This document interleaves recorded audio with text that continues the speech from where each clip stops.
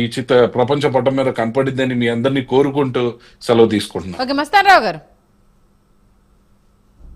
Madam ఇందాక ఇప్పుడు రాజకీయ పార్టీలు ఎన్నికల్లో ఇచ్చిన హామీలు నెరవేర్చకపోతే ప్రజలు వాళ్ళని ఎక్కడ పెట్టాలో అక్కడ పెట్టారు. ఖచ్చితంగా.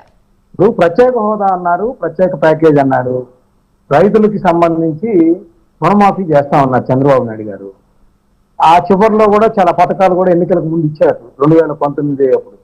సో అవేవి ఆయన అధికారులు తేలేకపోయాయి. అవును, చంద్రబాబు నాయుడు గారిని కూడా. 2014 జగన్మోహన్ రెడ్డి గారిని చూసి నేర్చుకునేది ఏంటి? జగన్మోహన్ రెడ్డి గారు డిఎస్సీ ఇస్తా అన్నారు, ఇవ్వలేదు. సిపిఎస్ రద్దు చేస్తా అన్నారు, చేయలేదు. మద్య నిషేధం చేసిన తర్వాత ఎన్నికల్లో ఓట్లు అడుగుతామన్నారు, చేయలేదు.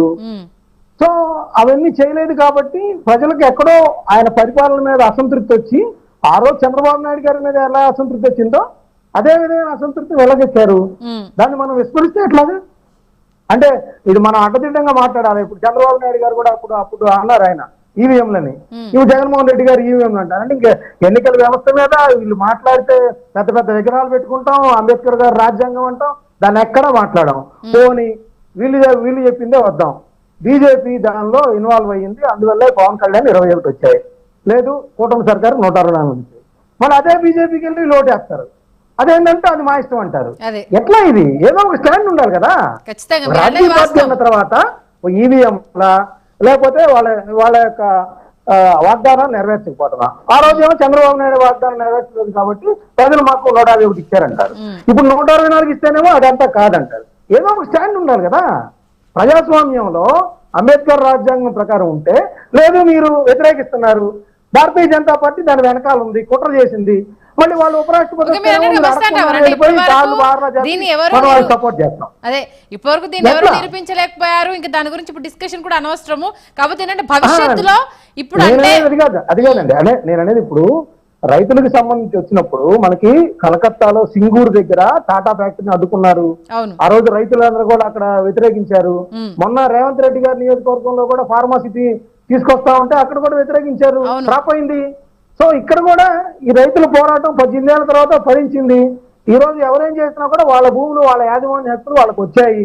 దాన్ని ఇన్వైట్ చేద్దాం. ఇంకోటి ఏంటంటే పవన్ కళ్యాణ్ గారికి సంబంధించి రీసెంట్ గా మత్స్యకారులకు సంబంధించి కానీ ఉప్పాడ అక్కడ ఏదైతే సముద్ర రక్షణ గోడ నిర్మిస్తానని 336 కోట్లతో చెప్పారో, ఇవన్నీ కూడా ఆయన పిఠాపురానికి సంబంధించి ఆయన 2 చోట్ల ఓడిపోయిన పరిస్థితి కావచ్చు, లేదంటే జనసేనకి 100% స్ట్రైక్ రేట్ ఇచ్చారు కాబట్టి అంకిత భావంతో పనిచేయాలనే ఒక ఇష్యూ కావచ్చు.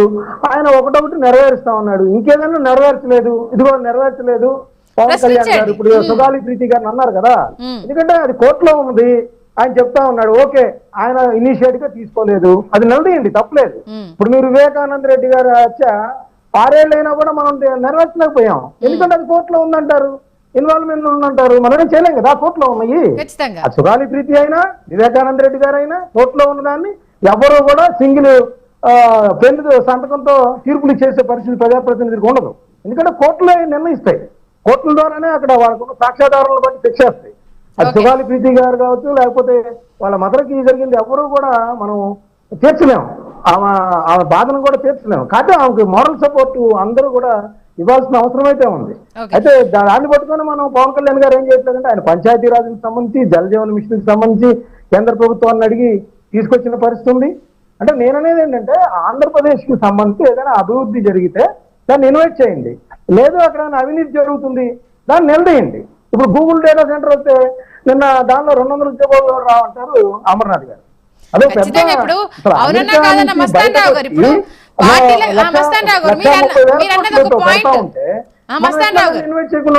అదే పార్టీలకు అతీతంగా అంటే ఇన్ని సంవత్సరాలు నష్టపోయిన వాళ్ళకి ఇప్పుడు రిజిస్ట్రేషన్ ఫీజు లక్షల్లో ఉంది.